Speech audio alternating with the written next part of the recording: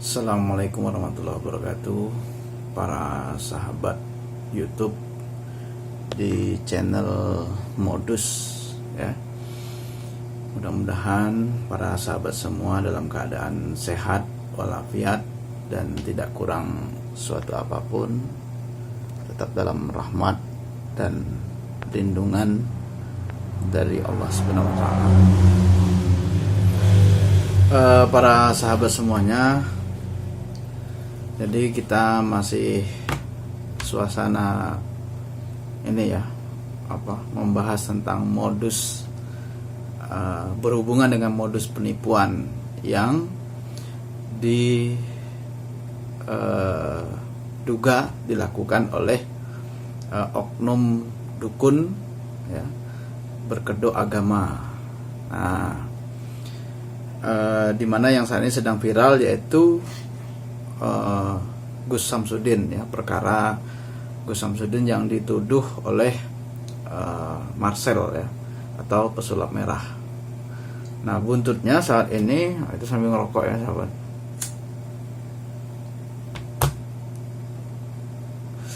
Biar santai. Nah, buntutnya saat ini ya, bahwa padepokan dari Gus Samsudin ini, atau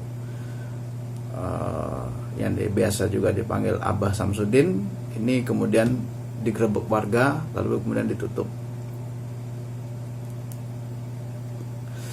Nah, saya ingin melihat ya dari satu sisi tentang fenomena ini. Nah, ini juga sangat penting sekali buat kita masyarakat, khususnya para pengguna media sosial, agar bisa cerdas melihat mana yang benar dan mana yang salah dalam hal ini. Jadi ada dua sisi ya. Apakah Gus Samsudin yang salah atau juga Gus Samsudin yang benar, atau pesulap merah yang benar ataupun dia yang salah. Jadi kalau kita mencari kesalahan, setiap orang pasti memiliki celah, memiliki kekhilafan, memiliki kekurangan, siapapun itu ya, karena kita bukan malaikat. Semua manusia memiliki kekhilafan.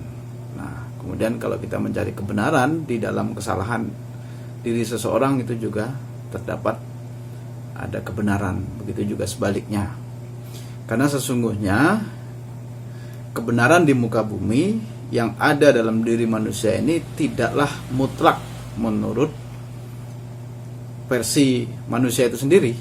Nah, kalau ada orang yang klaim, wah ini yang benar adalah saya misalnya, atau oh ini yang benar adalah si A atau si B misalnya, nah, sesungguhnya itu juga sudah tidak benar. Karena kebenaran itu bukan mutlak dimiliki oleh manusia. Kebenaran yang ada di dalam dunia ini atau yang diklaim oleh manusia ini sesungguhnya adalah kebenaran yang menurut versinya masing-masing. Nah, saya ambil contoh begini. Dalam kasus Gus Samsudin ini dengan pesulap merah merasa bahwa apa yang dilakukan oleh Gus Samsudin ini adalah sebuah trik ya, dalam hal misalnya pengobatan dengan menggunakan barang-barang pusaka seperti keris, kemudian kelapa, dan batu, apalagi itu batu yang bisa bergerak dan lain sebagainya. Nah, sehingga orang yang diobati itu merasa, oh benar ini ilmu Gus Samsudin. Nah, misalnya keris yang mengeluarkan petir, walaupun sebetulnya itu juga banyak ya dijual di online shop, dan saya juga ada membeli beberapa, tapi bukan keris ya, beberapa alat yang bisa mengeluarkan asap gitu kan, cairan gitu, seperti ini ya, saya ambil. Nah, ini sahabat saya juga punya nih. Nah, ini saya beli ada 3 botol malahan. Jadi ini yang bisa mengeluarkan asap. Jadi kalau ini kita taruh di tisu ya, kita taruh di tisu dalam beberapa waktu, nanti kita misalnya kita kasih mantra-mantra. Ini harganya murah sekali nih, cuma berapa, 20-an ribu ya. Saya beli ada 3 ya, 4 nih saya beli. Nah, ini yang dilakukan oleh Gus Samsudin menggunakan trik ya.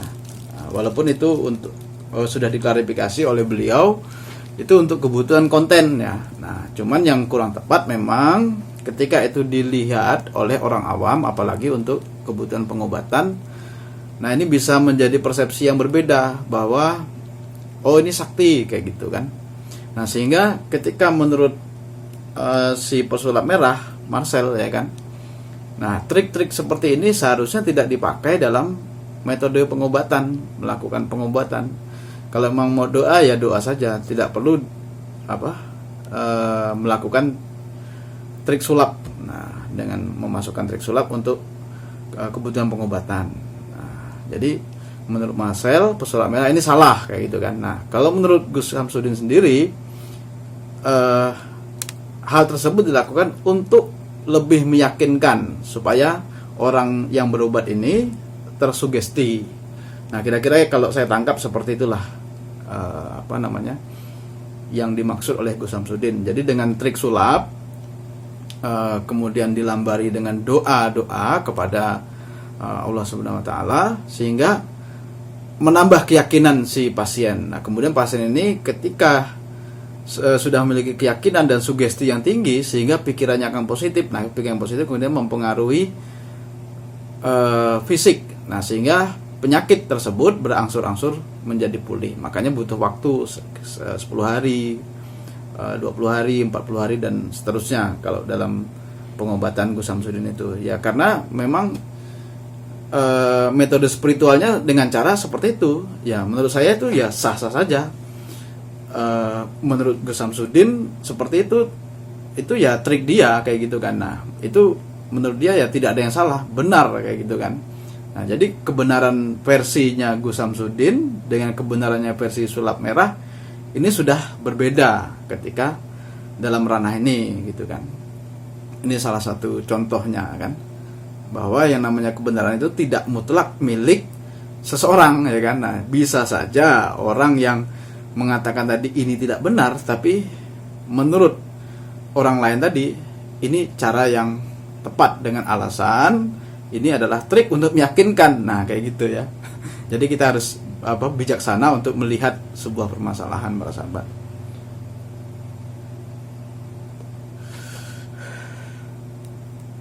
Nah, lalu kemudian yang menjadi masalah adalah ketika ini ada di ranah publik ya. Ranah publik yang sangat bermacam-macam tingkat pemikiran orang. Tidak semuanya kita ini bisa bijaksana untuk melihat sebuah permasalahan ya. Nah, kita bisa melihat dari berbagai netizen yang berkomentar ya di Facebook, kemudian di YouTube, media sosial yang lain-lain. Nah, ini sangat luar biasa sekali. Ini terasa ada sebuah sekat ya antara pendukung sulap merah dengan pendukung Gus Samsudin ataupun ada yang netral. Tapi dua kubu ini kelihatan saling berbenturan lah. Bahkan ada yang sampai ujaran kebencian, mengolok-olok dan rajin men-sharekan link-link yang tidak begitu jelas, videonya dipotong sana potong sini, kemudian menjadi seakan-akan sebuah pembenaran ya. Nah, jadi kita sebagai penikmat media sosial ya, saya katakan penikmat ini karena kita sebagai pengguna kan ya. Jadi harus banyak-banyak untuk melihat sesuatu yang jernih di balik yang keruh ya kan. Nah, di balik kekeruhan, di balik kekisruhan kita harus bisa berpikir jernih dengan akal sehat, jangan mudah menjas ya kan. Jangan mudah untuk menilai sesuatu dari sebuah potongan peristiwa. Ya. Kalau dalam falsafah Melayu ya, di bumi Kalimantan ini orang Melayu bilang itu kita harus usul ya, harus asal usul ya. Jadi harus tahu dengan asal usul. Jadi kita harus mengetahui dulu seperti apa kronologinya, kemudian harus melihat bagaimana ini bisa terjadi, bagaimana sisi yang Gus Samsudin misalnya ataupun dari yang pesulap merahnya. Jadi harus kita lihat dua-duanya secara adil dan kita tidak bisa untuk menghakimi mereka. Walaupun kedua-duanya juga kalau dicari-cari kesalahannya ada. Kalau dicari kebenarannya ya pasti ada, ya kan? Ya misalkan begini, kesalahan Gus Samsudin salah satunya adalah tadi memakai trik ya. Nah, sehingga ini dianggap tidak baik, ya kan? Sehingga ini tidak dianggap menipu, ya kan, oleh pesulap merah. Nah, sisi baiknya banyak orang yang berobat kepada Gus Samsudin sendiri juga merasa sembuh gitu kan. Mungkin ada yang tidak sembuh, ya kan, ya biasalah, seperti kita berobat ke dokter juga tidak semuanya yang cocok, ya kan. Nah, kalau orang di Jawa sana kan bilangnya kan jodoh, ya, berobat yang cocok dengan si tabib ataupun dokter ini kan jodoh-jodohan. Kalau kita jodoh berarti kita bisa sembuh, ya semuanya karena kehendak Allah Subhanahu wa taala. Nah, maka para sahabat, sekali lagi kita kembali kepada konsep sebuah kebenaran, bahwa kebenaran itu kesimpulannya tadi tidak mutlak dimiliki oleh satu orang. Jadi Anda boleh saja berpihak kepada salah satu pihak, ya, baik Gus Samsudin maupun pesulap merah, tapi tolong ya dilihat dengan kacamata yang jernih, dengan akal sehat yang baik, ya paling tidak kita berkomentar yang baik lah, karena sesuatu yang baik itu nanti kembalinya juga akan baik, ya. Kalau kita hari ini melakukan sesuatu yang buruk, berkomentar yang buruk, maka nanti kita akan mendapatkan sesuatu yang buruk, ya. Sesungguhnya apa yang kita ucapkan, apa yang kita jari-jari ini tuliskan, itu nantinya kita akan menuai juga, gitu kan. Nah, itu ya yang pertama perlu dicatat, ya, bahwa kebenaran bukan mutlak milik satu orang, ya. Dan karena kebenaran yang benar-benar mutlak itu milik Allah Subhanahu wa taala. Walaupun memang ada yang namanya kebenaran universal, ya.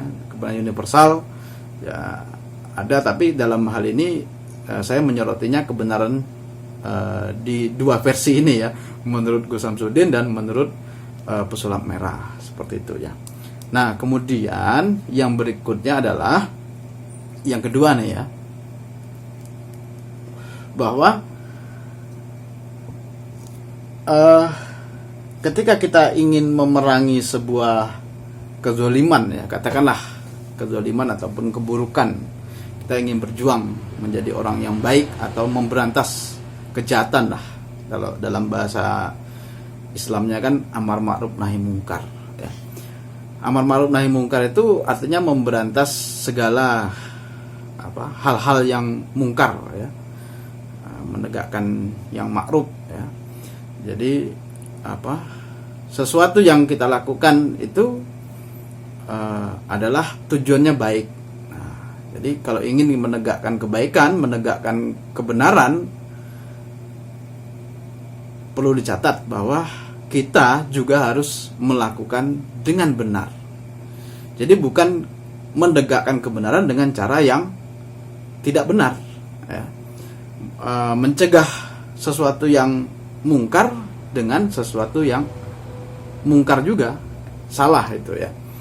Tidak tepat, karena ketika kita berperilaku atau melakukan tindakan-tindakan yang frontal, yang cenderung bertentangan dengan norma-norma yang ada, ya saya ambil contoh misalnya pesulap merah melakukan pembongkaran terhadap trik-trik dukun berkedok agama.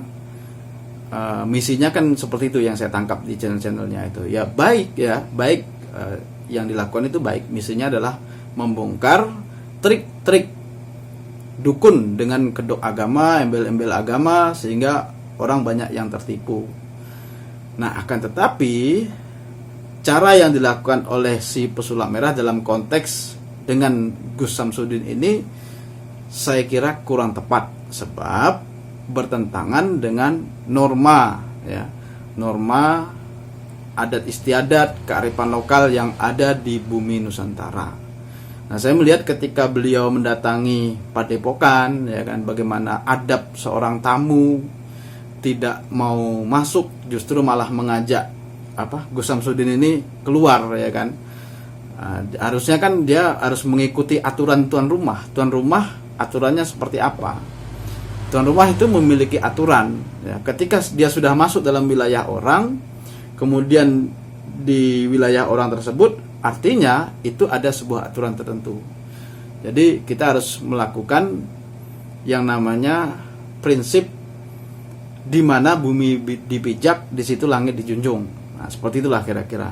Nah, jadi kalau pesulap merah ini di Jakarta biasa dengan adatnya seperti itu, kemudian nanti datang ke Jawa Timur, Blitar, tuan rumahnya itu Gus Samsudin punya aturan datang dengan cara adab, sopan santun, lapor, kemudian antri, ya namanya orang melayani banyak orang ya, jadi harus antri, jangan dianggap dia istimewa ya.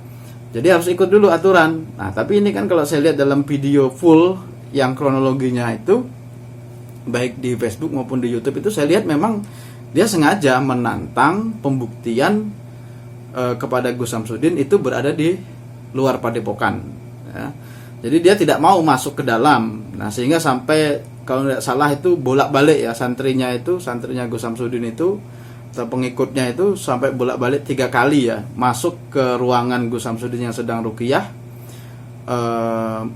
bilang sama Gus Samsudin bahwa pesulap merah ini masih menunggu di luar.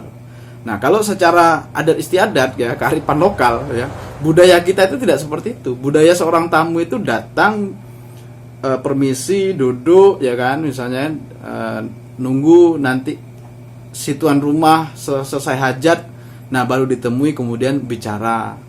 Nah, apa yang mau dibicarakan, misalnya mau pembuktian apa segala macam, ya tentunya harus ada kesepakatan. Tidak bisa datang-datang langsung bawa kamera, rekam-rekam, kemudian seakan-akan kurang menghargai ya kan. Nah, ini yang menjadi sebuah permasalahan ya.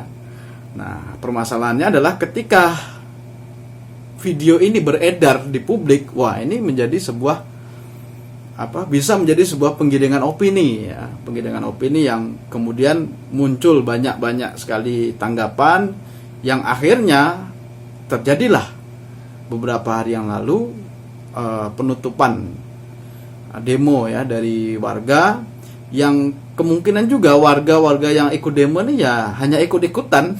Mereka melihat hanya dari sisi peristiwa yang ada pada saat itu, latar belakang yang seperti apa secara detail ya kan, bagaimana pesulap merah ini, kemudian bagaimana Gus Samsudin secara runut. Saya yakin mungkin ya itu kemungkinan mereka tidak akan memahami sampai ke sana. Kebanyakan tetap ya ikut-ikutan saja. Belum lagi ada motif-motif yang lain ya kan. Nah, intinya apa yang dilakukan oleh si pesulap merah ini menimbulkan kontroversi dan kemudian kegaduhan, sehingga mengakibatkan penutupan dari padepokan Gus Samsudin tersebut ya. Nah, lalu bagaimana setelah hal ini terjadi ya kan? Apa yang harusnya dilakukan oleh kita ya? Ketika sudah ditutup, apakah kita puas yang mungkin bloknya pesulap merah ya kan? Apakah puas dengan adanya ditutup ya? Dengan adanya ditutup, apakah puas dan selesai ya? Dan apakah misinya si pesulap merah ini apakah juga sudah selesai menyadarkan si Gus Samsudin ya, dan menyadarkan juga oknum-oknum dukun yang lainnya? Apakah sudah selesai semuanya? Tidak. Tapi justru hal ini menjadi sebuah permasalahan baru ya, permasalahan baru di mana menimbulkan gesekan-gesekan ya, antara pendukung Gus Samsudin dengan pendukung pesulap merah, dan ini akan berlarut-larut ya.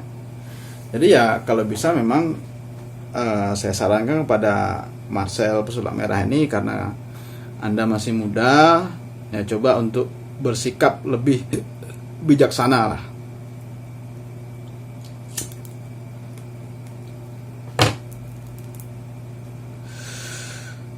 Bersikap lebih bijaksana dengan cara-cara yang lebih santun, dengan cara-cara yang baik ya kan. Karena misi Anda ini adalah misi yang baik, maka harus dilambari, dijalani dengan jalan yang baik. Jangan dilakukan dengan jalan yang justru menimbulkan sebuah permasalahan baru ya. Nah, saya yakin dalam hati kecilnya pesulap merah ini saat ini justru agak kerepotan ya mengklarifikasi, kemudian melihat situasi jadi seperti ini, ya kan. Nah, tapi kalau Anda melakukan cara-cara yang baik, misalnya kalau kita dalam Islam ini kan yang kita utamakan ini kan adab ya. Nah, terutama kita sebagai orang timur ya yang berbudaya adiluhung ini sangat menjunjung sekali yang namanya adab ya. Adab, kesopanan, sopan santun ya. Ini sangat kita junjung sekali ya. Dalam Islam pun kita tidak boleh yang namanya mempermalukan orang di depan orang ya. Mempermalukan orang di depan orang umum. Nah, itu tidak boleh ya. Nah, makanya dengan cara yang baik ya, misalnya begini. Datangi Gus Samsudin dengan cara yang tadi saya bilang pertama itu, dengan cara yang baik-baik ya kan awalnya, atau dengan misalnya dengan Gus Samsudin sudah frustasi ya silahkan cari oknum dukun yang lain, bisa didatangi dengan cara yang baik-baik dengan misi silaturahmi, bicara dulu face to face ya, bicara dulu dari hati ke hati ya kan, bicara dulu kita jangan langsung divideokan. Nah, orang akan merasa memproteksi diri ketika sesuatu di dalam dirinya, aib dalam dirinya ini, misalnya ada suatu aib dalam dirinya ini akan terbongkar, maka akan memproteksi dan membentengi diri. Nah, maka hal seperti itu yang menjadi bibit-bibit permusuhan. Nah, jadi kalau bisa ya jangan lakukan hal seperti itu. Ya, lakukan dulu dengan cara yang sangat santun ya, dengan baik, kita junjung tinggi adat istiadat, kearifan lokal, budaya adiluhung kita untuk menghargai orang lain, apapun profesinya, sekalipun itu kita pandang sebagai profesi yang hina, ya coba manusiakanlah manusia, ya kan. Bagaimana Anda, ya kan, saya, semuanya ini tetap memiliki kelemahan dan juga memiliki aib, ya. Hanya saja Tuhan Allah itu masih melindungi aib kita. Nah, mengapa kita kok malah membuka aib orang lain? Ya kan? Nah, jadi makanya sudahlah, lakukanlah dengan cara yang baik ya. Jangan sampai menyakiti orang lain secara langsung. Ya juga tidak langsung, jangan menyakiti. Niat kita untuk menyakiti pun itu juga sudah tidak baik ya. Walaupun niat kita awal itu bukan menyakiti, niat awal kita untuk kebaikan ya, membongkar trik-trik tadi. Tapi dengan cara yang menyakiti, nah ini yang justru menjadi tidak baik. Karena saya lihat juga Anda juga pernah bersetegang dengan Bang Haji Ridwan. Beliau seorang spiritual ya, saya lihat betul-betul spiritual ya. Kalau Bang Haji Ridwan ini bukan spiritual abal-abal ya. Bagaimana dari cara beliau berbicara, sanad keilmuannya memang betul-betul mempelajari ilmu hikmah ya kan. Nah, saya lihat bagaimana Anda berbicara, memotong pembicaraan orang tua. Ketika orang tua pada saat itu memberi hadiah buku, Anda tidak mau, terus kemudian seakan-akan Anda ini merasa hebat. Nah, ini yang saya agak miris ya. Perasaan hati saya, loh ini orang ini pintar ya kan. Tapi kepintarannya, kecerdasan seperti itu, kecerdasan intelijensinya lah kok tidak diimbangi dengan kecerdasan spiritual gitu kan, kecerdasan emosional. Jadi boleh Anda pintar ya, Bang Marcel boleh saja pintar ya, pesulap merah boleh saja pintar sampai bisa gergaji langit, silahkan. Sampai bisa gergaji angin lah misalnya, silahkan. Pengetahuannya kemana-mana silahkan. Tapi tolong tetap memiliki adab dengan orang tua, dengan yang lebih tua, memiliki adab. Apapun profesi orang tersebut, sekalipun orang itu Anda pandang sebagai orang yang salah ya, jangan merasa diri kita ini adalah yang paling benar ya. Hargai orang lebih tua. Kita harus utamakan adab ya. Makanya dalam kedudukan kita itu di dalam Islam itu lebih mengutamakan adab daripada ilmu. Nah, sekali lagi saya katakan kenapa? Karena orang berilmu tinggi pun kalau dia tidak punya adab ya, kebaikannya itu tidak akan bisa dirasakan dan tidak akan dapat memberi berkah. Kenapa ya? Karena tidak akan bisa merubah lingkungannya. Karena dilakukan dengan cara-cara yang tidak baik, dengan cara-cara yang tidak beradab. Sehingga ilmu yang tadinya harusnya bermanfaat buat orang lain itu menjadi tidak manfaat karena gara-gara adabnya yang tidak bisa diterima oleh masyarakat. Saya ambil contoh di bumi Melayu Kalimantan atau bumi Dayak ini, banyak orang-orang hebat sebetulnya ya. Banyak orang-orang hebat ya, secara keilmuan, tapi adabnya juga tidak kalah hebat. Sangat luar biasa sekali. Nah, sehingga kita bisa merasakan bagaimana keberkahan dari mereka. Misalnya saya beri contoh ya, di kampung saya ini ada namanya Pak Imam ya kan, Pak Dukun, macam-macam dukun, ada dukun sembur, ada dukun bayi, ada dukun patah tulang dan lain sebagainya. Mereka ilmunya tidak tinggi-tinggi amat kayak Bang Marcel mungkin, tapi secara adab, sopan santun, kearifan lokal, mereka ini sangat luar biasa sekali. Kapanpun diperlukan orang, mereka tidak pernah meminta tarif, berapa tarif, tidak pernah mengeluh, tersenyum terus beliau-beliau ini. Saya kenal dekat dengan orang-orang di bidang spiritual ya, di bidang keilmuan kearifan lokal yang ada di sini ya. Dan saya mengamati kehidupan mereka ini, ternyata yang membuat keberkahan itu adalah bagaimana adab mereka, bagaimana kearifan kebijaksanaan mereka terhadap masyarakat yang ada di sekitar ya. Nah, sehingga saya kemudian mengambil sebuah kesimpulan, ternyata ilmu yang dimiliki oleh kita setinggi apapun tidak akan ada gunanya kalau kita tidak arif dan bijaksana terhadap masyarakat, terhadap siapapun. Kenapa? Karena ilmu yang tinggi ini tidak akan bisa diterima. Akan ada penolakan kalau kita menyampaikan sesuatu dengan cara yang tidak baik ya. Seperti itu ya. Untuk Bang Marcel, mudah-mudahan bisa berkoreksi diri lah kan. Karena saya dulu juga pernah muda kayak Bang Marcel kan. Seperti apa yang dirasakan Bang Marcel, ini juga saya pernah merasakan. Ada sebuah gairah yang menggebu-gebu dalam diri kita untuk mengungkap sebuah kebenaran ya. Nah, ternyata setelah saya bilang dulu itu, wah ini benar, ini benar, tapi dengan cara yang tidak tepat, ya akhirnya saya dimusuhi. Nah, ketika saya dimusuhi itu akhirnya menjadi tidak sampai apa yang menjadi cita-cita kita. Nah, makanya Bang Marcel selain belajar di buku, belajar ilmu-ilmu sulapnya ya kan, melalui disiplin ilmunya, juga belajarlah bagaimana memanusiakan manusia, supaya tahu ya kan bagaimana sih caranya menyentuh perasaan orang, menyentuh hati orang, supaya perubahan-perubahan yang dicita-citakan oleh Bang Marcel untuk mencerdaskan kehidupan bangsa ini bisa terwujud. Nah, jadi dalam hal ini sekali lagi bukan saya mengecilkan mentalnya Bang Marcel, akan tetapi mengingatkan bahwa sesuatu yang cita-citanya baik, lakukanlah sesuatu dengan cara yang baik-baik juga, seperti itu. Dan kalau Bang Marcel memang mau jalan-jalan ke Kalimantan, ya monggo silahkan. Ini di Kalimantan ini orangnya sangat terbuka sekali. Di sini ada suku Melayu, suku Dayak, Madura, Jawa. Ini sangat terbuka sekali ya. Kehidupan yang majemuk, indah di sini ya.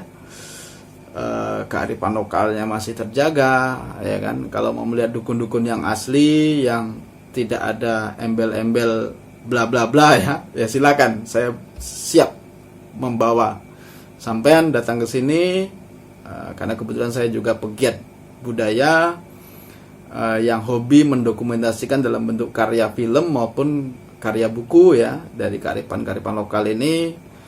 Nah, saya tahu persis bagaimana mereka hidup saling berdampingan, bukan hanya dengan manusia tapi juga dengan yang gaib ya, dengan alam sekitarnya. Nah, kita perlu belajar dengan mereka-mereka ini gitu Bang Marcel.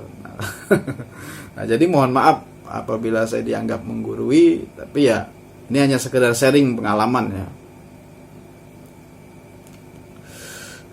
Ya, ini kan perjalanan hidup sampean masih jauh ya, masih panjang. Mudah-mudahan nanti akan ketemu lah. Nah, tapi kalau sudah bersikukuh dengan cara kayak gitu, dengan cara yang keras seperti itu, ya silahkan. Tapi konsekuensinya tetap ada nanti. Nah, tidak saat ini, tapi nanti. Ya, jangan lakukan sesuatu dengan cara yang seperti itu terus ya, dengan cara yang keras, ekstrim ya. Menurut saya ekstrim lah itu ya.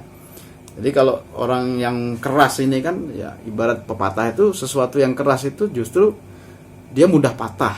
Tapi kalau kita lakukan sesuatu yang lembut, nah lembut ini akan sulit untuk dipatahkan ya kan? Nah, kalau kita keras justru begitu udah patah selesai, ya kan? Tapi kalau lembut, ya kan? Nah, kita ambil contoh lah, kera. Ya. Kera itu dia terlenanya ketika kena angin sepoi-sepoi. Ya. Bayangkan angin tidak terlihat, sangat lembut. Ya. Nah, ketika angin ini berhembus, ya, pelan-pelan dia membelai si kera. Nah, kera yang asik di atas sedang tidur tadi, dia bisa jatuh. Nah, bayangkan itu ya. Tapi kalau misalnya batu ya, batu itu sekeras apapun ketika dia dipukul, ya bisa patah juga. Tapi kalau angin, siapa yang bisa memukul? Maka kita belajarlah dari alam yang ada sekitar kita. Saya juga sambil belajar ya. Jadi belajarlah seperti lembutnya angin ya. Jangan kita melihat batu yang keras bisa menghancurkan segalanya, padahal batu keras dipukul juga akan hancur juga itu. Nah, maka lakukanlah sesuatu. Nah, ini saya juga mengingatkan untuk diri saya ya. Kadang-kadang saya juga masih terbawa-bawa juga jiwa muda saya yang dulu masih keras gitu kan ya. Tapi alhamdulillah berjalan waktu, pelan-pelan saya bisa mengurangi itu. Dan banyak sekali saya belajar dari kehidupan ini ya, dari kehidupan masyarakat di sekitar ya kan, dari para spiritual walaupun saya tidak mendalami akan tapi saya memahami lah apa yang dilakukan oleh mereka. Nah, itu yang kedua ya. Kemudian yang terakhir, saya menghimbau kepada semua para netizen ya, pada masyarakat Indonesia untuk bisa cerdas menyaring informasi ya. Nah, dengan fenomena ini saya justru khawatirnya begini, orang nanti tidak percaya lagi dengan yang namanya ilmu spiritual, ilmu hikmah ya kan. Saya khawatirnya nanti orang yang datang kepada Pak Kiai untuk minta doakan, kepada Pak Ustadz yang minta doakan, yang betul-betul Ustadz, betul-betul Kiai ya, bukan berkedok dukun ya, bukan Kiai yang dukun ya, bukan ya, tapi betul-betul Kiai maksudnya ya.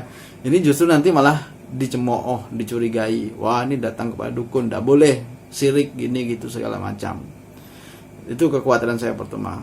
Kekhawatiran saya yang kedua adalah ilmu hikmah yang betul-betul ada ya. Ilmu karomah ilmu hikmah ya. Yang betul-betul ada itu nanti justru dianggap tidak ada ya. Ini saya mengkhawatirkan ini justru kepada para yang generasi milenial, terutama anak muda, karena kedepannya akan melanjutkan ini adalah anak muda kan. Jadi saya khawatirnya kayak gitu, nanti justru ilmu yang betul-betul hikmah ini dianggap tidak ada ya. Nah, sebetulnya itu ilmu tersebut ya, orang-orang tua dulu tuh saya yakin mereka lebih hebat loh daripada kita. Kita ini hanya tinggal meneruskan ya. Misalnya begini, di sini ini ada yang namanya ilmu ramalan ya. Kalau di Jawa itu kan primbon. Nah, kalau di sini itu ada namanya ilmu nujum. Ya. Ilmu nujum itu kitabnya ada berapa kitab yang dipakai. Kalau di Jawa itu kan kitab primbon ya kan, berdasarkan hitung-hitungan. Nah, kalau di sini kitab nujum itu misalnya memakai kitab Abu Maksarul Falakiyah ya. Itu saya ada orang yang memang ahli ya di bidang itu. Nah, di channel YouTube Kayung TV itu ada namanya Datuk Tapa. Nah, beliau ini memang ahli di bidang ilmu nujum. Nah, ilmu nujum berdasarkan kitab beliau memiliki 4 kitab ya di bidang pernujuman. Nah, salah satunya adalah kitab Abu Maksarul Falakiyah. Nah, kalau sekilas orang mengatakan wah ini syirik. Nah, padahal tidak. Dalam kitab itu diberikan rambu-rambu ya untuk misalnya kita menujum orang. Nah, dari segi nama, kemudian tanggal lahir dan lain sebagainya. Nah, orang dulu itu sebetulnya ada membuat penelitian kalau saya lihat. Nah, sehingga jadilah sebuah kitab. Misalnya kalau orang ini lahirnya di hari Senin, ya kan. Terus nanti tepatnya di bulan purnama. Nah, sekian banyak ini kira-kira sifatnya seperti apa secara umum. Itu hanya gambarannya secara umum saja. Ya. Jadi ramal atau nujum yang dimaksud dalam ilmu menurut kitab Abu Maksarul Falakiyah itu bukan meramalkan nasib kedepannya seperti apa, bukan, tapi mengenali karakter si orang tersebut. Nah, sehingga orang tersebut akhirnya nanti bisa berhati-hati terhadap unsur-unsur yang ada dalam dirinya. Misalnya ada unsur negatif, ya kan. Kalau unsur positifnya yang ada ya makin tambah bagus, ya kan. Kalau unsur negatifnya ada, bagaimana caranya untuk menghindari? Misalnya unsurnya kalau nanti ketemu lahir ketemu dengan misalnya suasana ini gerhana atau apa kayak gitu kan, misalnya pas sore atau apa, nanti ada unsur yang negatif, ya kan. Misalnya nanti unsur negatifnya ini nanti bisa membuat mudah marah, mudah tersinggung dan lain sebagainya. Ini kan negatif, ya kan. Nah, bagaimana caranya untuk merubah ini? Nah, kayak gitu. Itu Datuk Tapa, ya, atau Mok Tapa kalau orang di sini memanggilnya. Nah, itu bisa dibuka di channel YouTube Kayung TV, dan beliau pun juga memberikan disclaimer bahwa yang namanya nujum ini bukanlah 100% ya persis seperti yang dikatakan. Nah, makanya beliau selalu menutup segala prediksi ya nujumnya tadi itu dengan kalimat wallahu a'lam bishawab. Nah, artinya masih menyerahkan kepada Allah Subhanahu wa taala. Nah, ini kan kalau dalam ilmu Jawa itu kan primbon itu kan ilmu titen sebetulnya. Ilmu titen itu melihat, misalnya kalau orang lahirnya Minggu Pahing, ya kan. Nah, oh Minggu Pahing itu kalau ini karakternya begini. Nah, Senin Pon nanti oh karakternya begini. Nah, ya kurang lebih kayak gitu, ya kan. Tapi hebat juga ya, orang dulu sudah bisa melakukan sampai sejauh itu. Nah, artinya kita juga harus belajar bagaimana sisi kebijaksanaan mereka, kearifan mereka, ya kan, dan lain sebagainya. Ini bukan hanya berlaku untuk nujumnya, bukan hanya berlaku untuk manusia, tapi juga untuk alam. Misalnya kalau di sini itu kan pesisir ya, pesisir Kalimantan kan, daerah Sukadananya kan dekat dengan laut. Nah, juga untuk misalnya ke laut, ya kan. Oh, ini kalau suasana begini, oh ini musim angin begini. Nah, terus kemudian nanti kalau kita mau memakai kita mau pakai kayu ataupun bambu, nah kita nebangnya nanti jangan pas bulan muda, nah, kan nanti begini. Secara ilmiah itu ada penjelasannya sebetulnya. Nah, itu dalam ilmu nujum itu ada dijelaskan mengapa kalau pas bulan purnama itu besoknya kita tidak boleh menebang ini karena biasanya begini fenomena alamnya dan lain sebagainya. Nah, mungkin seperti itu para sahabat semua, mudah-mudahan kita semuanya bisa dikaruniai kesehatan, sehat walafiat, dan selalu bisa bijaksana dalam bertutur, bersikap, dan lain sebagainya. Demikian, mohon maaf apabila ada kekurangan dan kesalahan. Saya akhiri, wallahu muwaffiq ila aqwamit thoriq. Wassalamualaikum warahmatullahi wabarakatuh.